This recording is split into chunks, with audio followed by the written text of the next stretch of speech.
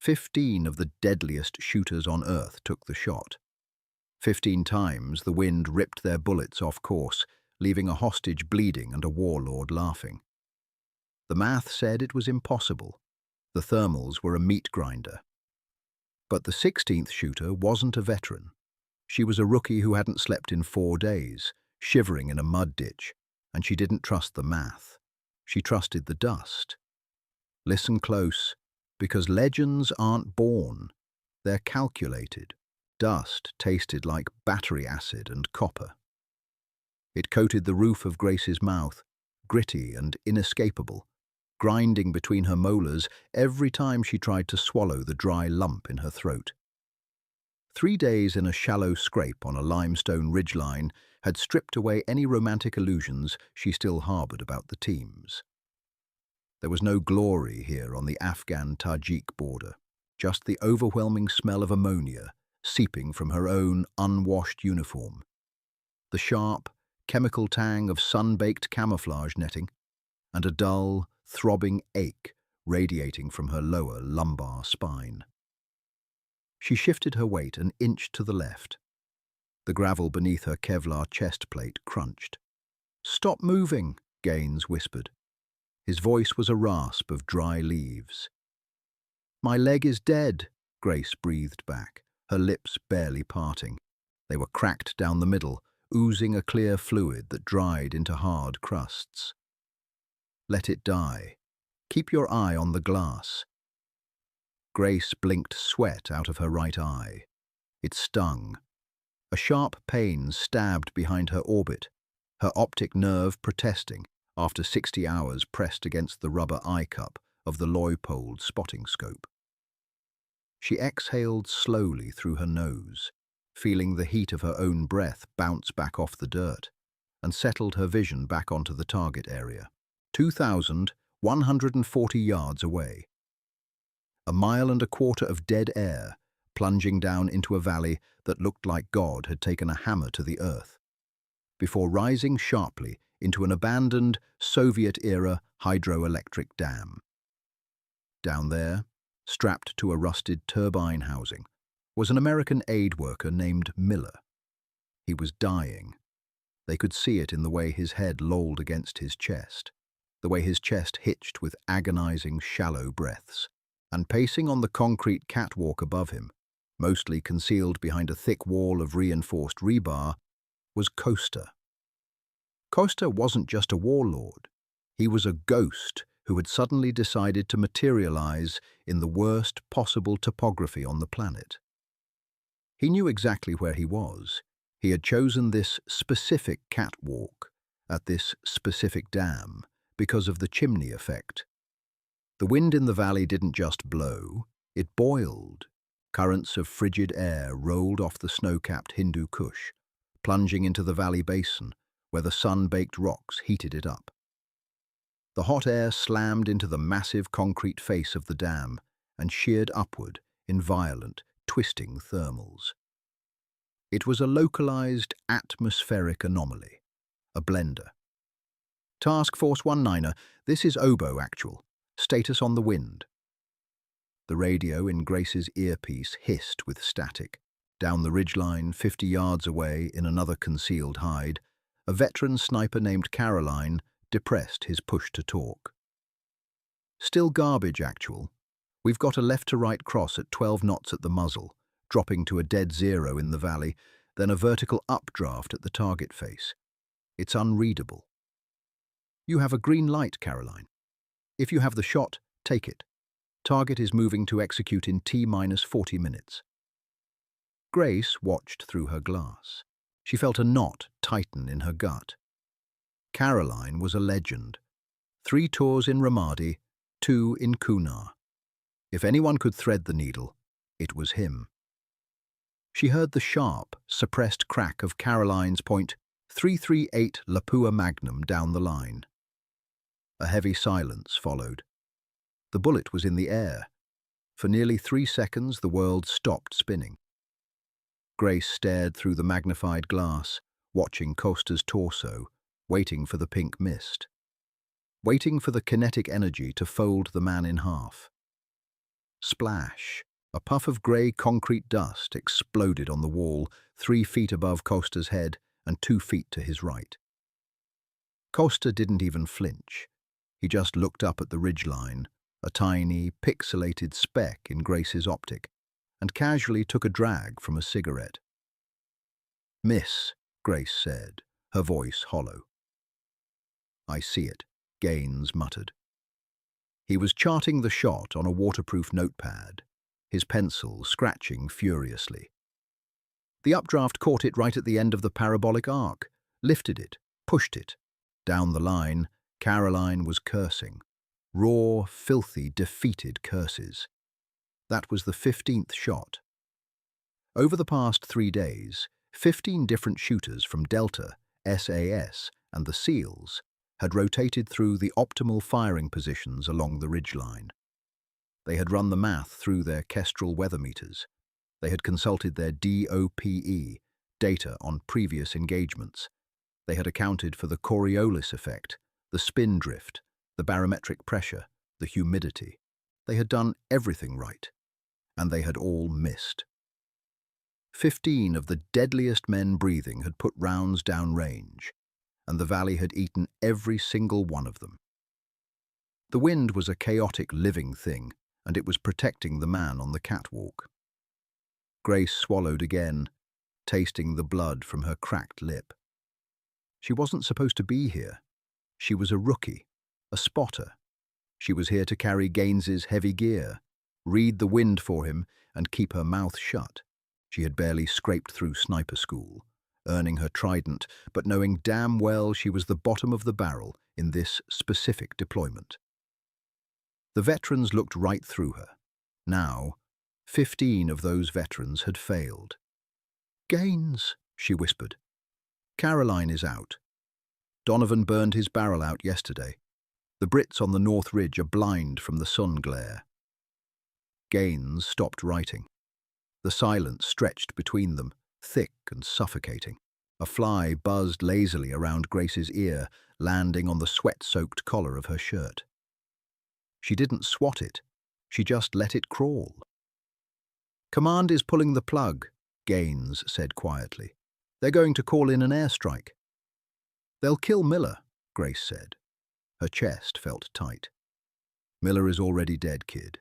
We just haven't filed the paperwork yet." Sunlight baked the back of Grace's neck.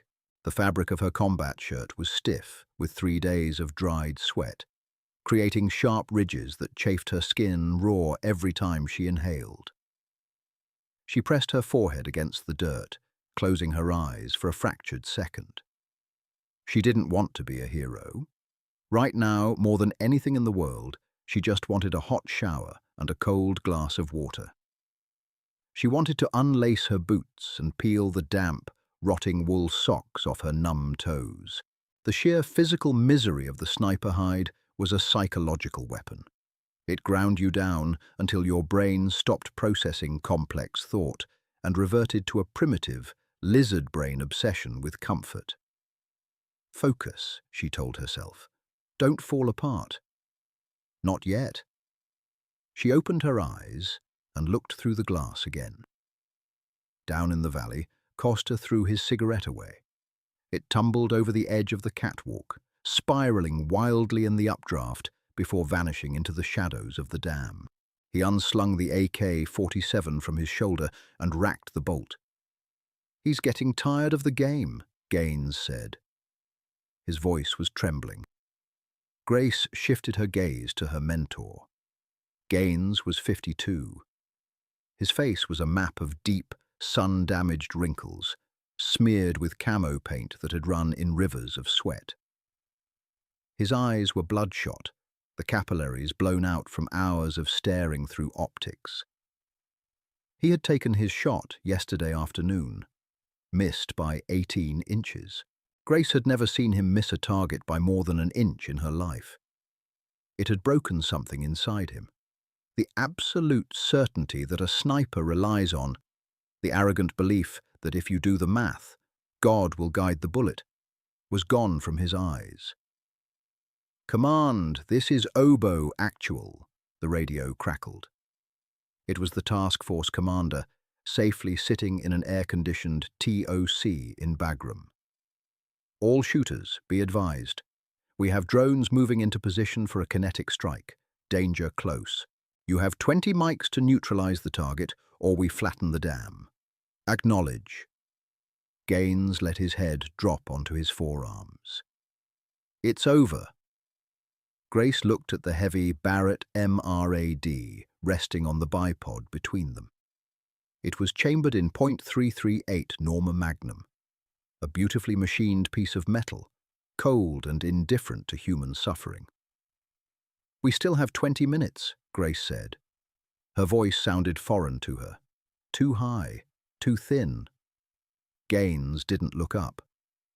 Nobody can make the shot, Grace. The math doesn't work. The Kestrel says the wind is blowing left. The Mirage says it's blowing right. The bullet impacts say it's blowing straight up. It's a localized vortex. You can't shoot through a blender. Then we don't use the Kestrel. Gaines finally turned his head, his cheek resting in the dirt. He looked at her with a mixture of pity and exhaustion. You're a rookie, Grace. You're a good spotter. But you don't know what you're talking about. Caroline missed. I missed. Delta missed. You think there's some magical formula we all forgot to carry the two on? No, Grace said. Her stomach rolled. She felt a wave of nausea wash over her, acidic and hot. The imposter syndrome was screaming in her head, telling her to shut up, telling her to put her face back in the dirt and let the veterans make the calls. Who do you think you are? You barely passed the stalking phase at Fort Liberty. You're a diversity statistic to them. Keep your mouth shut. She swallowed hard, fighting down the bile. I don't think there's a formula, Grace continued, forcing her voice to stay level. I think the formulas are the problem. She looked back through the spotting scope. Every shooter on this ridge is relying on their ballistic solvers. They're plugging in the data at the muzzle. They're trying to average out the wind value across the entire 2,000-yard flight path. But you can't average chaos. So what's your brilliant solution? Gaines asked, his tone dripping with the cynical bitterness of a defeated man. Aim for the moon and hope gravity takes a day off? Grace ignored the sarcasm. She adjusted the parallax on her scope, bringing the dead space in the middle of the valley into sharp focus. Look at the chimney, Gaines. Look at the dead space. Gaines sighed, a rattling sound in his chest, but he shifted behind his rifle optic. I see heat, Mirage. I see dirt. Look closer. Halfway down, about 1,000 yards out. Grace stared so hard her vision blurred, forcing herself to blink rapidly to clear the moisture. The wind isn't a solid wall, she whispered, her brain connecting the erratic data points. It's pulsing, it's rhythmic. She watched a small, ragged piece of plastic, maybe a grocery bag, maybe a torn piece of a tarp, caught in the updraft near the valley floor. It shot upward, spinning violently. Then, for a fraction of a second, it hovered in mid-air. The wind simply stopped. The bag drifted downward for a heartbeat before a new thermal caught it and violently whipped it to the left. Did you see that? Grace asked, her pulse suddenly hammering against the tight collar of her shirt. See what? A piece of trash. The lull. The wind isn't constant. The hot air hits the dam, rises, and creates a vacuum behind it. Cold air rushes down to fill the vacuum. For exactly 1.5 seconds, between the hot updraft and the cold downdraft, the air goes dead. Gaines was silent. Every shooter took their shot when the target was standing still, Grace said, her mind racing, the exhaustion suddenly burned away by a massive spike of adrenaline. They waited for a clean sight picture, but when Costa is standing still, the updraft is at maximum velocity. They shot into the strongest part of the wind. So you're saying? I'm saying we don't shoot at the target. We shoot at the vacuum.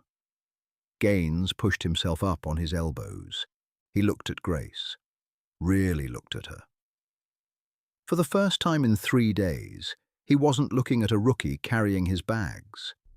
He was looking at a sniper.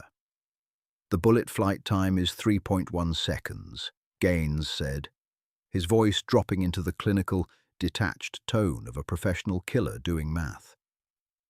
If you fire into the vacuum, the bullet will enter the dead space exactly when the air goes still. But to do that, I have to pull the trigger before the vacuum opens, Grace finished. You're guessing. I'm observing. Gaines stared at the dam. He looked at the sky. He looked at his shaking hands. He had spent his entire career trusting the data, trusting the machine. To take this shot meant throwing away 30 years of institutional knowledge and trusting the rhythm of a piece of floating garbage. He slowly reached up and unbuckled the strap on the Barrett. He slid the massive, 22-pound weapon 3 inches to the right. Toward Grace. Your rifle, Gaines said softly. The rifle felt heavy, not just physically, though the steel and composite stock were a dead weight against her collarbone, but psychically. It was a conduit, a lightning rod. Grace slid her body behind the gun. The dirt beneath her was still warm from Gaines's body heat. She tucked the stock firmly into the pocket of her right shoulder, adjusting the cheek riser until her line of sight fell perfectly through the center of the Schmidt and Bender scope. The glass was crystal clear. She reached up with trembling fingers and dialed the elevation turret back to 0. Click, click, click. "What are you doing?" Gaines hissed. "You're dumping the dope." "I told you," Grace said, her breathing shallow and fast. "The dope is wrong. The dope is based on an updraft that won't be there when the bullet arrives." She dialed in the raw, uncorrected elevation for a 2,140-yard shot in a vacuum. She didn't touch the windage knob. She left it dead 0. Her heart was beating so hard it bounced the reticle in the scope. Thump, thump, thump. Every beat made the crosshairs jump off Costa's chest. She had to time the shot not just with the wind, but with the diastolic pause of her own heart. Oboe actual shooters, be advised. T-5 mics to kinetic strike. Get clear. The radio chatter faded into white noise in Grace's mind. The periphery of her vision went dark. The phenomenon was called tunnel vision, a stress response where the brain shuts down non-essential sensory input. The world shrank down to a circle of magnified light, 2 inches across. Through the glass, she saw Costa walk over to Miller. He grabbed the hostage by the hair, yanking his head back. He raised a pistol. "He's executing," Gaines said, his voice tight. "Grace, you have to take the shot." "Not yet." "Grace, he has a gun to his head." "Not yet." Grace wasn't looking at Costa. She wasn't looking at the hostage. She was looking at the dust. She shifted her focus to the valley floor. She watched the dirt swirling in angry, violent dust devils. They were spinning fast, too fast. The updraft was roaring. If she shot now, the bullet would sail 3 feet over the dam. She waited. Sweat dripped off her eyebrow, stinging her eye. She didn't blink. She couldn't blink. "Come on," she prayed to a god she hadn't spoken to since boot camp. "Breathe. Let the valley breathe." The dust devil spun. It hit the base of the dam.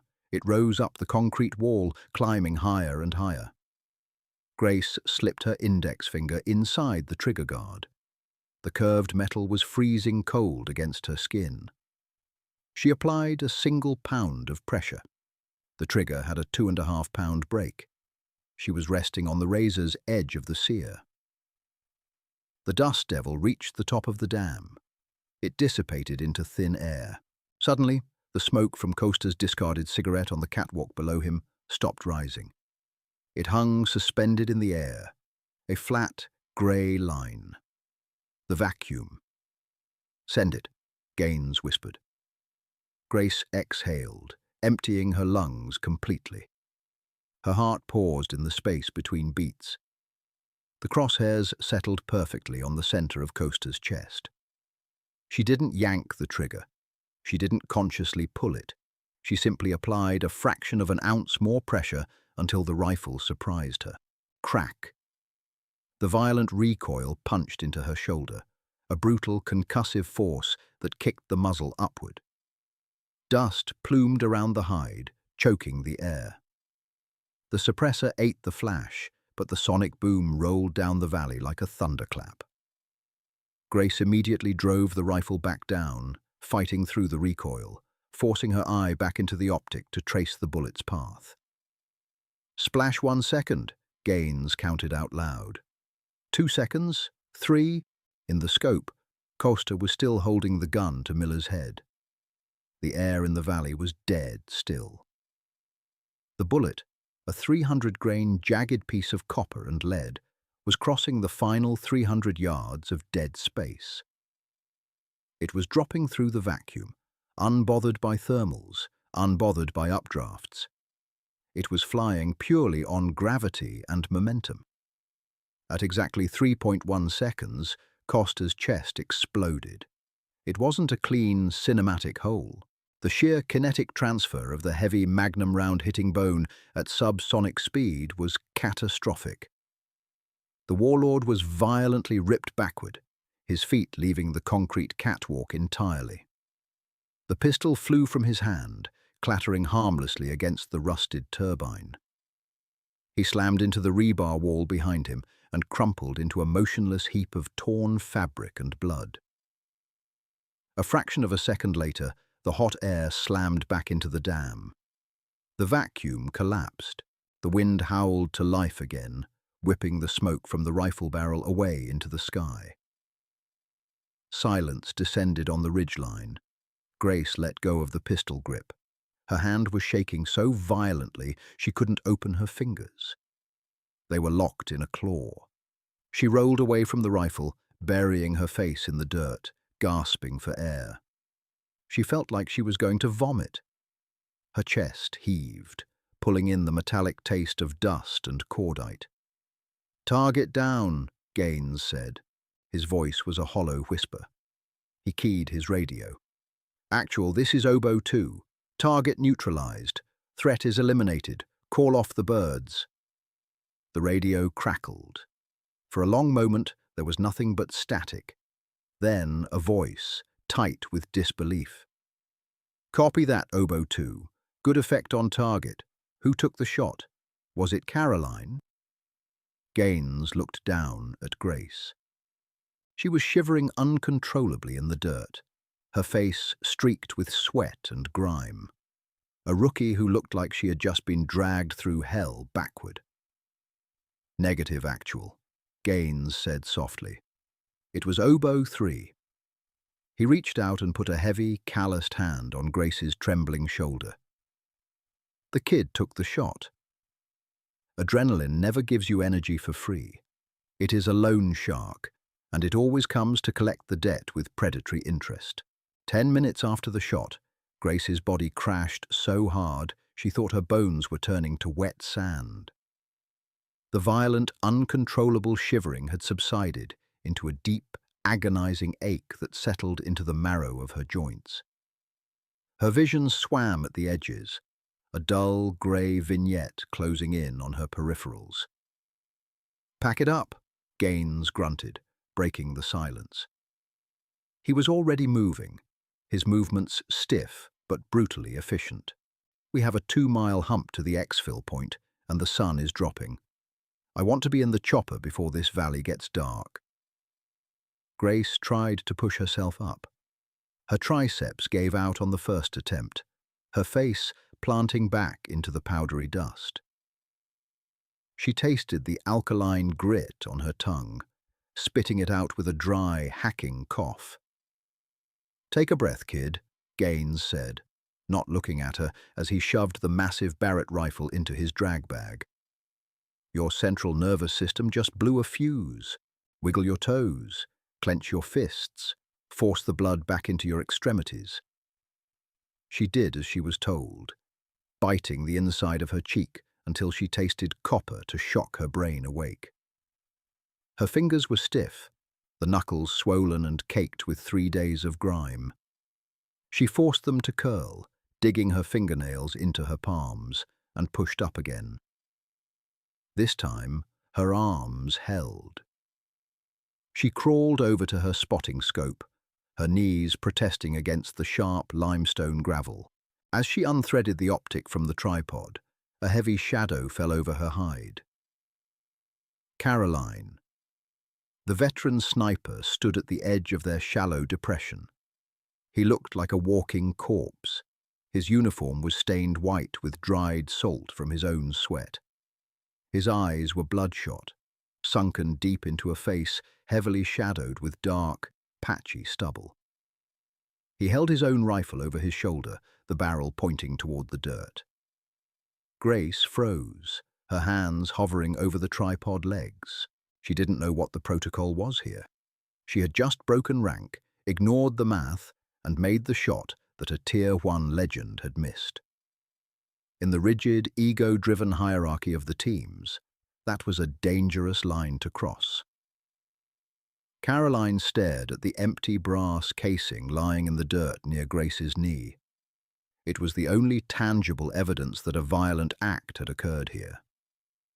He looked from the brass to the distant dam, and finally down at Grace. He didn't smile. He didn't offer a slow, cinematic nod of approval. He just spat a dark stream of chewing tobacco onto the rocks near her boots. "Vacuum?"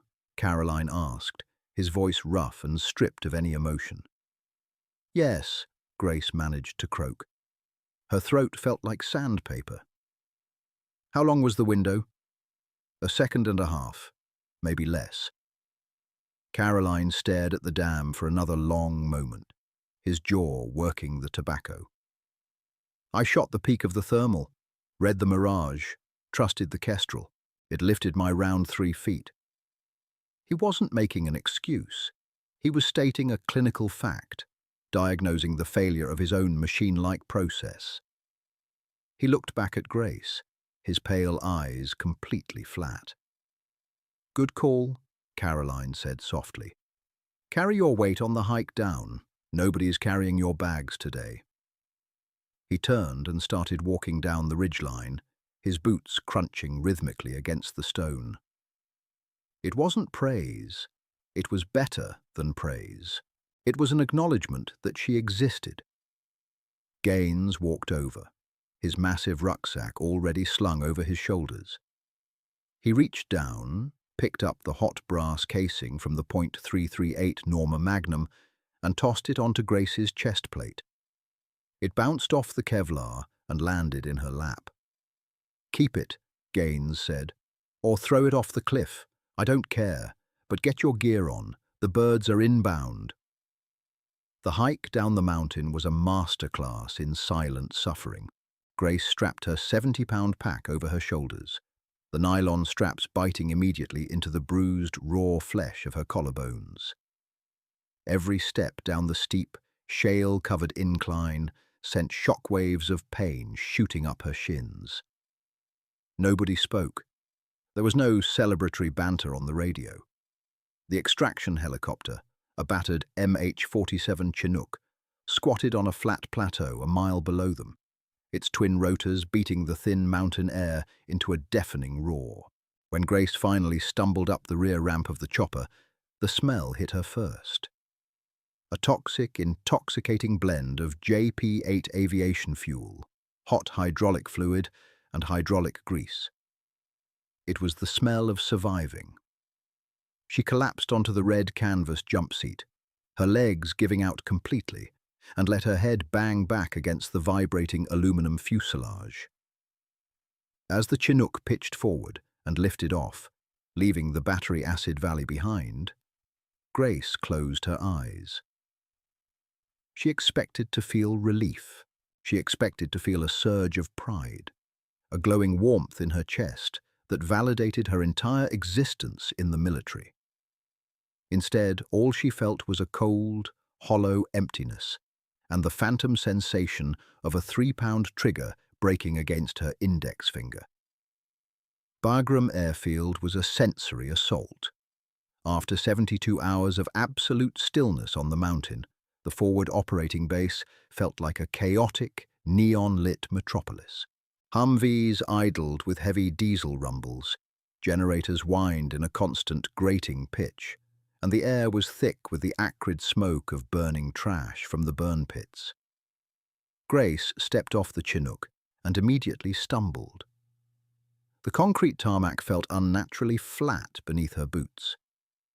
She walked like a drunk, her equilibrium shattered by the altitude change and the severe sleep deprivation.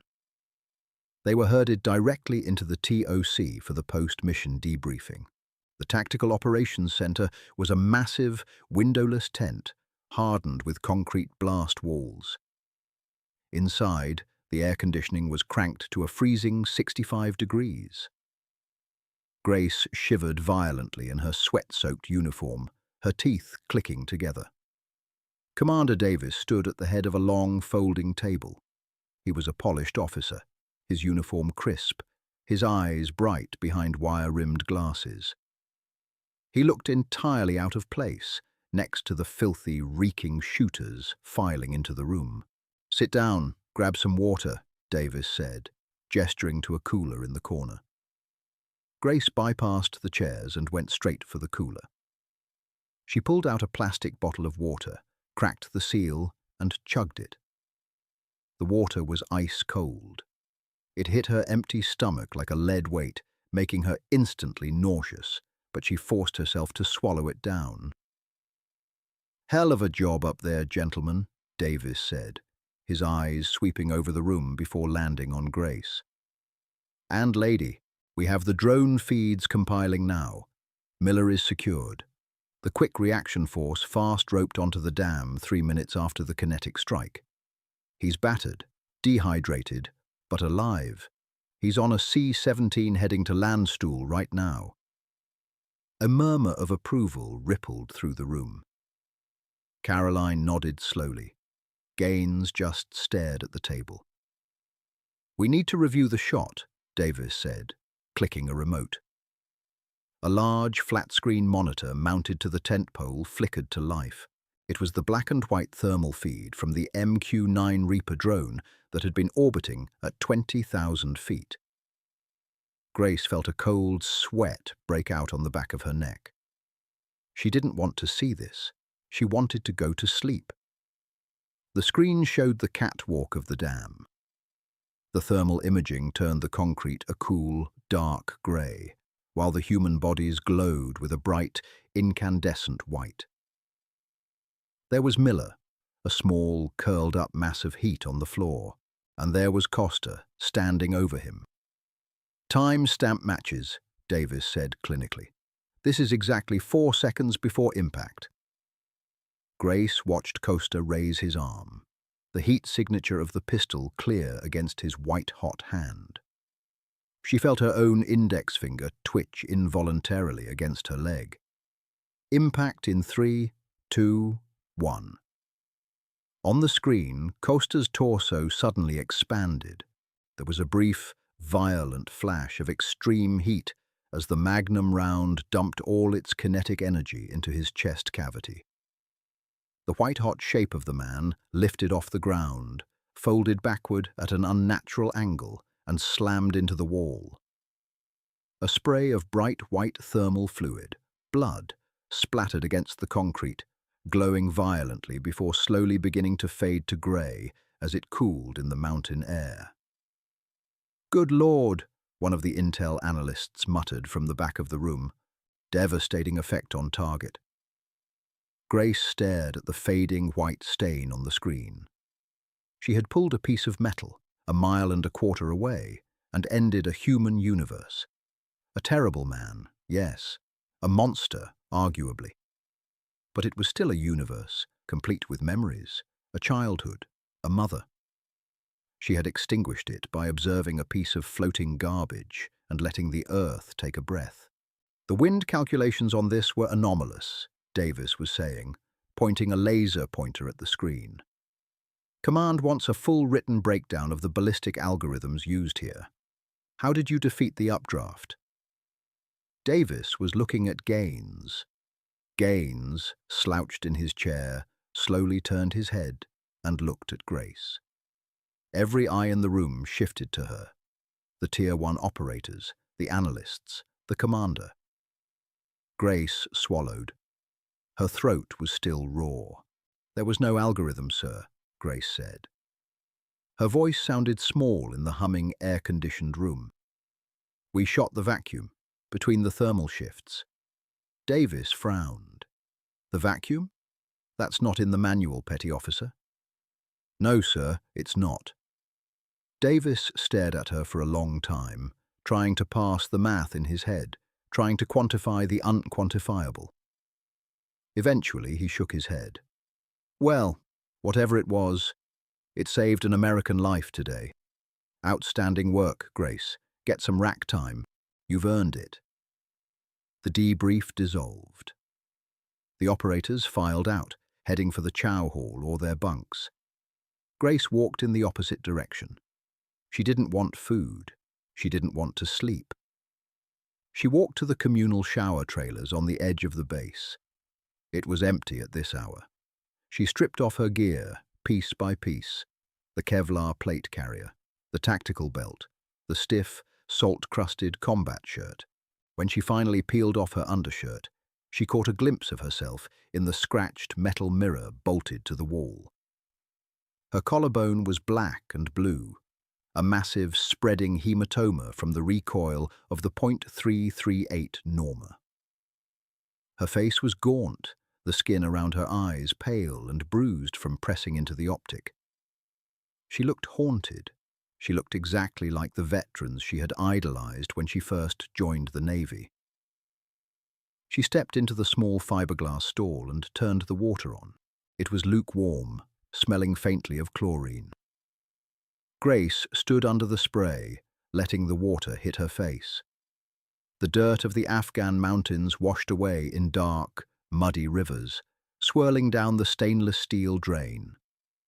But the smell of the brass casing, that sharp, metallic tang of burnt gunpowder and sudden death, seemed to linger. She scrubbed her hands with harsh industrial soap, digging her fingernails into her palms. But she couldn't get it off. She leaned her forehead against the cheap fiberglass wall, closed her eyes, and finally allowed herself to cry. Not out of sadness and not out of joy. She cried because the absolute certainty of the world, the math, the rules, the manuals, was gone, and she was left alone in the chaotic, violent grey area in between. She had done the impossible, and she knew with terrifying clarity that they would ask her to do it again. Bleach and burnt coffee. That was the smell of the Bagram dining facility at 0400. Grace sat alone at a long laminate table, staring at a tray of powdered eggs that looked and tasted like damp yellow chalk. Her right hand gripped a plastic fork, but she hadn't taken a bite. Every time she tried to raise her arm, the massive hematoma blooming across her collarbone screamed, a sharp, tearing pain that radiated down into her bicep. The DFAC was mostly empty, populated only by mechanics pulling the night shift and the handful of operators who couldn't sleep. The fluorescent overhead lights buzzed with a low, relentless frequency that made Grace's teeth ache. She wore a clean set of desert camis, but the stiff, heavily starched fabric felt like sandpaper against her chafed neck. She felt entirely displaced. Her body was sitting in a plastic chair in Afghanistan, but her mind was still trapped in the limestone dirt of the mountain, waiting for the wind to die. A heavy set of footsteps approached her table. She didn't look up until a tray slammed down opposite her. It was loaded with 4 strips of greasy bacon, black coffee in a styrofoam cup, and a small mountain of hash browns.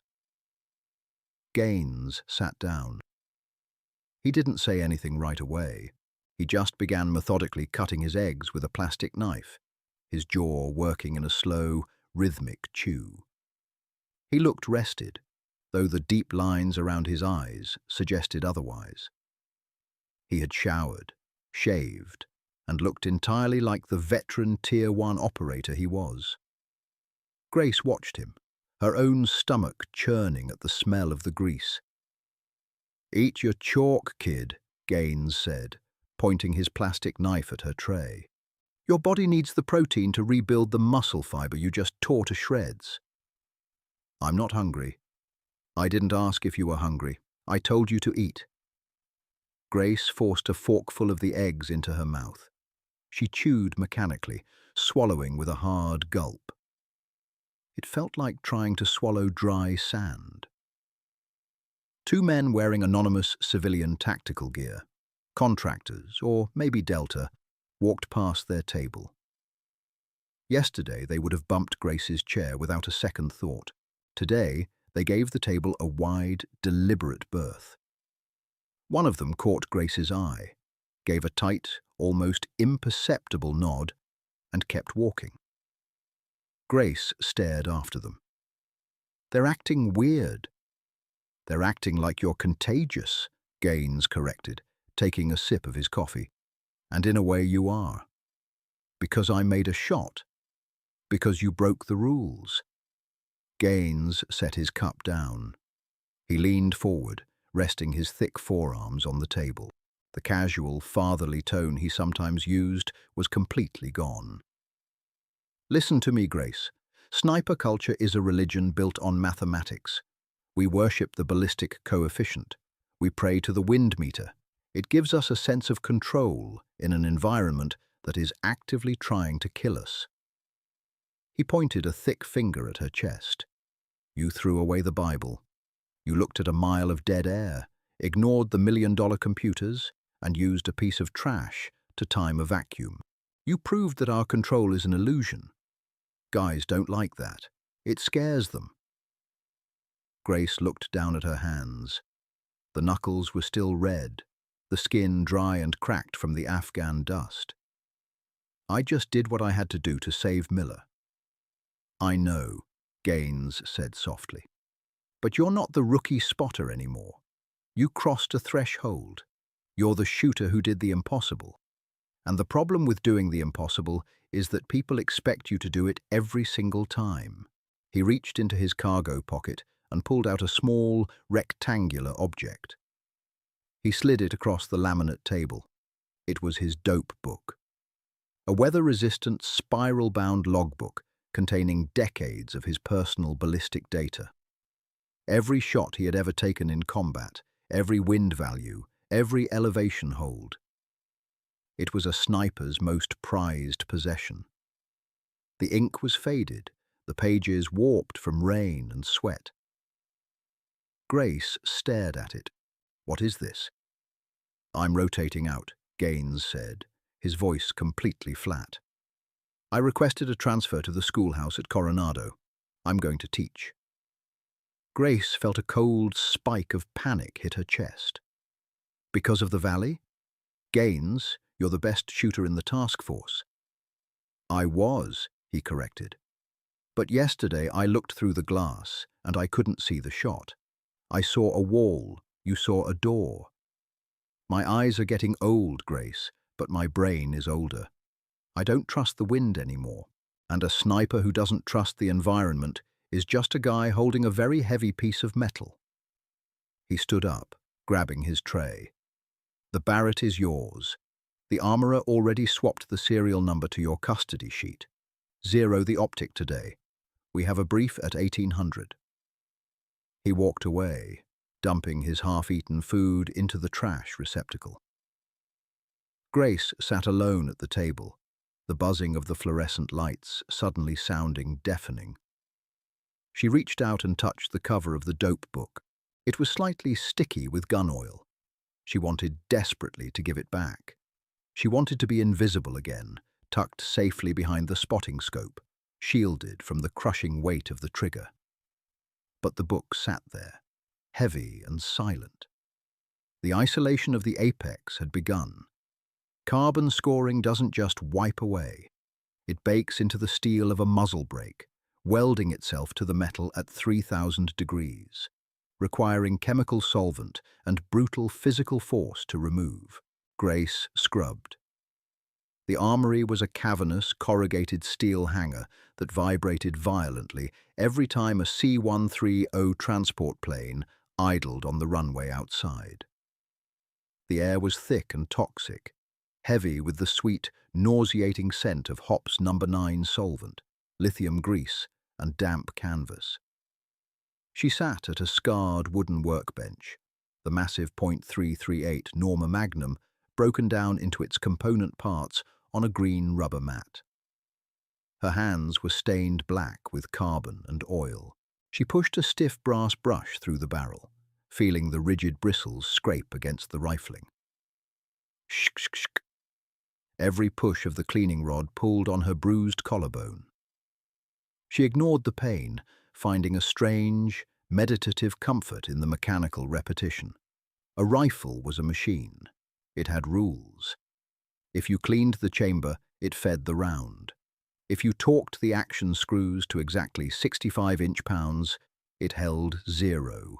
It was the only thing in her life right now that made perfect, logical sense. She pulled the brush out, swapped it for a dry cotton patch, and pushed it through. It came out charcoal grey. She soaked another patch in solvent and repeated the process.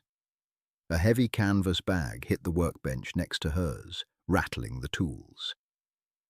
Caroline dropped onto the metal stool beside her. He looked exhausted, his face heavily shadowed with dark stubble, his eyes bloodshot. He didn't say hello, he just unzipped his bag and pulled out his own rifle. A custom-built surgeon action bolted into an aluminum chassis. They worked in silence for 20 minutes. The only sounds in their corner of the hangar were the metallic snicks of bolts being stripped, the slosh of solvent bottles, and the distant, muffled thud of artillery testing on the far range. "You're stripping the copper," Caroline said suddenly. His voice was gravelly, destroyed by cigars and dehydration. Grace stopped mid-stroke. She looked at him. "What?" Caroline pointed a greasy rag at the bore of her barrel. "You're running too much solvent. You're trying to get the barrel perfectly clean. Don't. A heavy magnum barrel needs a thin layer of copper fouling in the grooves to shoot consistently. If you strip it down to bare steel, your first 3 shots will fly wild until the barrel fouls up again." Grace looked at her pristine, perfectly clean cotton patch. She felt a flush of embarrassment heat her cheeks. It was a rookie mistake, a textbook error she had unlearned at Fort Liberty, but forgotten in her anxious need to make the weapon perfect. "Right," she muttered. She set the cleaning rod down. "Thanks." Caroline didn't look at her. He began meticulously wiping down his bolt assembly with a lint-free cloth. "I heard Gaines is tapping out." "He's going to Coronado," Grace said defensively. "To teach." "He's quitting," Caroline corrected bluntly. The valley broke him. It broke his confidence. Once you second-guess the math, you're dead weight on a rifle. Grace felt a surge of protective anger. He carried this task force for 2 years. He earned the right to step back. Caroline finally turned his head. His pale eyes locked onto hers, cold and entirely stripped of sentiment. "This isn't a retirement home, Grace. You don't earn the right to step back. You shoot until you miss, or you shoot until you die. Gaines missed. Now he's gone. That's the ecosystem." He picked up a small torque wrench, fitting it into the screws on his scope rings. Click. Click. "You're the apex predator now," Caroline continued, his tone clinical. "You made the impossible shot. Command knows it. The platoon knows it. Costa's network knows it. I got lucky." Caroline stopped torquing the screw. He stared at her, genuinely offended. "Don't ever say that," he snapped, his voice dropping to a dangerous whisper. "Luck is for people who buy lottery tickets. You didn't get lucky. You processed environmental data faster and more creatively than 15 Tier 1 veterans. You weaponized a thermal vacuum. You own that shot. He leaned closer, the smell of stale tobacco and gun oil radiating off him. But understand the tax you just paid. Before yesterday, if you missed a tricky shot, nobody would care. You were the rookie spotter. Now, if you miss a shot, you're the prodigy who lost her nerve. The standard just shifted. You don't get to be normal anymore. Grace stared down at her blackened hands. The words settled into her stomach like swallowed stones. He was right. The brief moment of validation she had craved had vanished, replaced entirely by the crushing gravity of expectation. She picked up Gaines's old dope book from the edge of the mat. She opened it to a blank page at the back. She pulled a black Fisher space pen from her shoulder pocket. At the top of the page, she didn't write a formula. She didn't write an algorithm for barometric pressure or wind drift. She wrote a single word. Listen. She closed the book and shoved it into her cargo pocket. She began reassembling the Barrett, sliding the massive bolt back into the receiver. It locked forward with a heavy, satisfying clack of machined steel. The hangar doors suddenly groaned open, letting in a blinding shaft of harsh Afghan sunlight. A runner jogged in, his boots slapping loudly against the concrete floor. He spotted Caroline and Grace and immediately changed direction, trotting over to their bench. "Briefing moved up," the runner said, out of breath. "TOC in 10 minutes. High-value target identified in the Coast Province. Helos are already spinning up." Caroline nodded slowly. He didn't rush. He methodically finished torquing his optic, then stood up, sliding his rifle into his drag bag. He looked down at Grace. "Time to pay the rent, prodigy." Grace didn't say a word. She grabbed her own drag bag, her bruised shoulder protesting fiercely as she slung the 22 pounds of steel and composite over her back. She walked out of the hangar and directly into the blinding, heat-distorted air of the tarmac, ready to chase the ghosts. Rain in the Coast Province didn't simply fall. It materialized from the darkness and hung in the air like a heavy, freezing mist. It coated the objective valley in a slick, gelatinous layer of mud that smelled of rotting cedar and raw sewage. Grace lay prone on a flat outcropping of slate, the freezing moisture soaking directly through the reinforced knees of her combat pants. Her bones ached with a deep, throbbing cold that no amount of adrenaline could burn away. 80 yards below them, a walled compound sat in the center of a terraced poppy field. Target building is the primary structure, white adobe, corrugated tin roof, Caroline whispered. He was beside her, not on a rifle, on the spotting scope. The shift in dynamics was terrifying. Caroline, the apex predator, the veteran of 3 wars, had willingly handed her the primary shooter role. He was trusting her to pull the trigger. "I have the structure," Grace breathed. Her breath plumed in the green phosphor glow of her night vision tubes. The weight of the 338 Norma Magnum pressed into the massive, black and blue hematoma on her collarbone. Every time she inhaled, the bruised muscles screamed. She shifted her jaw against the cold kydex of the cheek rest, trying to find the sweet spot in her optic. The lens was partially obscured by water droplets clinging to the sunshade, fracturing the ambient light into starry, distorted streaks. "Distance is 840 yards, Caroline murmured, his eye pressed to the glass. "Elevation change is negative 12 degrees. Wind is a steady 4 knots from the right, full value. Humidity is 98%. It's thick air, Grace. It's going to drag the bullet." Grace reached up with a numb, trembling, mud-caked hand and dialed her elevation turret. Click, click, click. She dialed the windage. Click, click. She wasn't looking for a vacuum. She wasn't looking for a floating piece of garbage to show her a secret rhythm in the atmosphere. That was the terrifying realization she had come to on the MH-60 Blackhawk ride-in.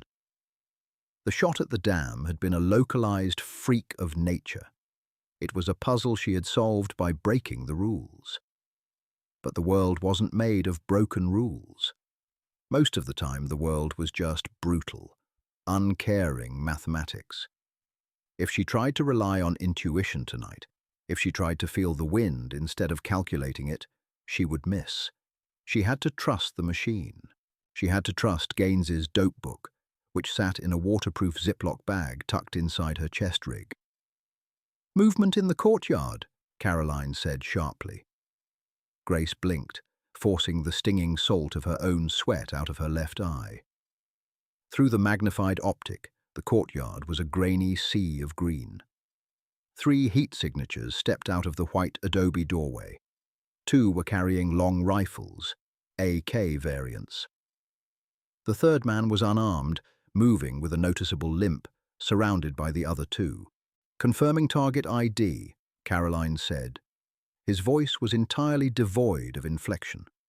A machine processing data. Beard, heavy build, dragging the left leg. It's Tariq, the HVT. Grace centered the illuminated crosshairs on the man's chest.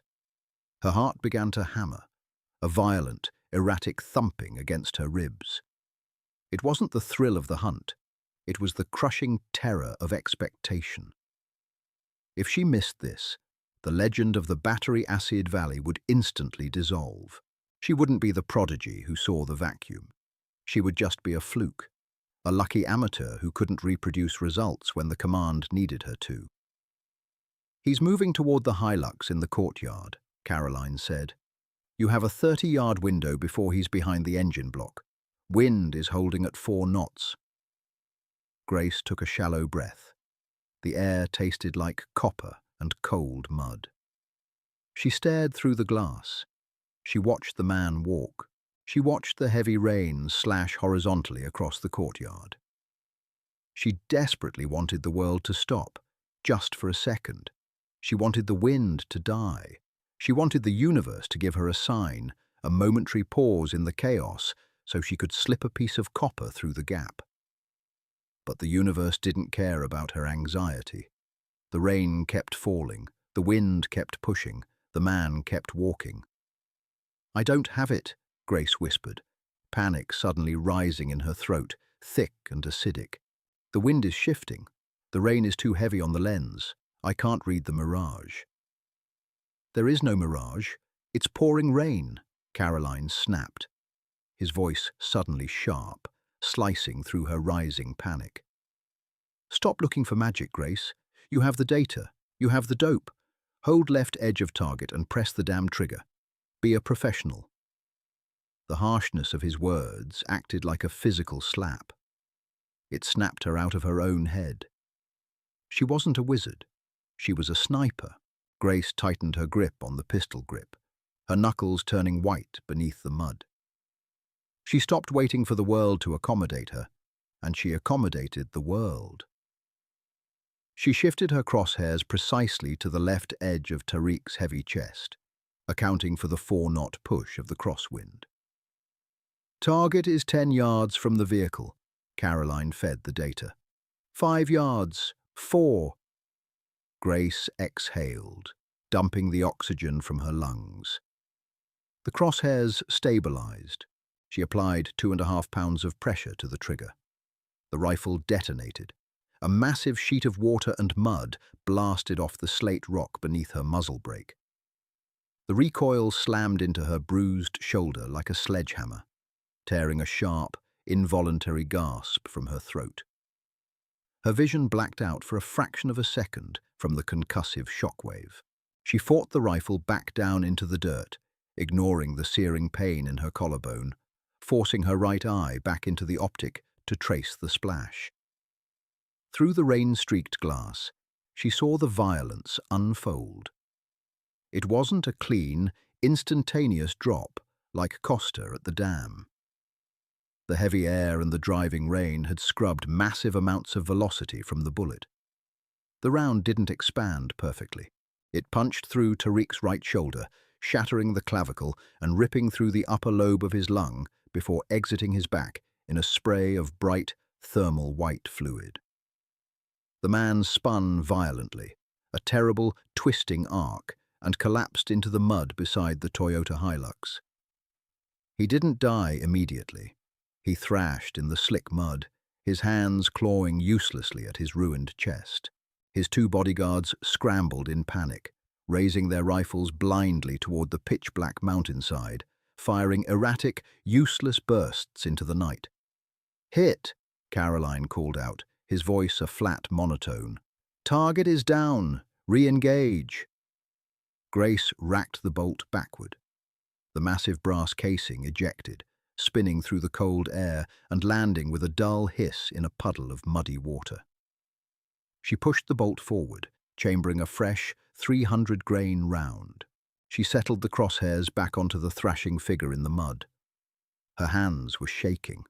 Her stomach rolled with a sudden, violent wave of nausea. This was the part the movies never showed, the ugly, unromantic mechanics of finishing a botched job. "Send it!" Carolyn commanded. Grace closed her eyes for a millisecond. She opened them, locked the crosshairs on the center of the white-hot mass in the mud, and pulled the trigger a second time. The rifle roared again. This time, the target went completely still. The two bodyguards, realizing the futility of fighting a ghost in the dark, broke and ran toward the compound walls. "Target neutralized," Caroline said. He didn't cheer. He didn't offer a congratulatory pat on the back. He immediately reached down and began unthreading his spotting scope from the tripod. "Pack it up. The quick reaction force is 5 mics out to secure the body. We need to be off this ridge before the village wakes up." Grace mechanically broke down her position. Her body felt numb. The adrenaline had completely vacated her system, leaving behind a cold, heavy exhaustion that made every movement feel like she was underwater. She shoved the heavy Barrett into her drag bag, her fingers slipping on the wet nylon. The hike to the extraction zone was a brutal, vertical climb through thick, sucking mud. By the time they reached the LZ, Grace was hyperventilating, her lungs burning from the altitude, her legs trembling so violently she could barely stand. When the MH-60 Blackhawk flared over the ridge, its rotors whipping the rain into a horizontal frenzy, Grace practically crawled into the troop cabin. She collapsed onto the canvas seat, her head dropping between her knees. The smell of aviation fuel and wet gear filled the dark cabin. Carolyn sat across from her. He was covered in mud, his face a mask of exhausted shadows under the dim red interior lights of the helicopter. He pulled a watertight plastic case from his chest rig, opened it, and took out a cheap, generic cigar. He didn't light it. Smoking was strictly prohibited on the birds, but he clamped it between his teeth, chewing on the raw tobacco. He looked at Grace. She looked back. Her eyes were hollow. The hematoma on her shoulder felt like a branding iron. "You trusted the math," Caroline said loudly, his voice barely cutting through the deafening roar of the twin turbines. "It was sloppy," Grace shouted back. "I pulled it right. I didn't get a clean kill on the first shot." Caroline leaned forward, resting his muddy forearms on his knees. "There's no such thing as a clean kill, kid. Dead is dead. You didn't wait for a miracle today. You used the tools, you read the environment, and you executed the job." He reached into his pocket and pulled out the spent brass casing from her first shot, the one she had ejected into the mud. He tossed it across the aisle. Grace caught it. It was cold and covered in grit. "The valley was a fluke," Caroline said, his pale eyes entirely serious. "It made you famous, but tonight made you a sniper. Welcome to the grind." He leaned back, closing his eyes, letting the vibration of the helicopter rock him to sleep. Grace sat in the red gloom, turning the cold brass casing over and over in her muddy hands. She reached into her chest rig and pulled out the Ziploc bag containing Gaines's dope book. She stared at the weathered cover. There was no grand revelation. There was no sudden feeling of invincibility. She was just a woman sitting in a flying metal box, smelling of sweat and gunpowder, bound entirely to the violent, uncaring laws of physics. She unzipped the plastic bag, pulled out her Fisher Space pen, and opened the book to a new page. The helicopter bounced in the turbulence, making her hand jerk, but she pressed the pen to the waterproof paper. She wrote the date, she wrote the location, she wrote the wind value, the humidity, and the elevation hold. She documented the death, translated the violence into pure numbers, and closed the book. The rifle was fed, the math was balanced, and tomorrow she would have to do it all over again. War doesn't care about your intuition, and gravity doesn't negotiate with rookies.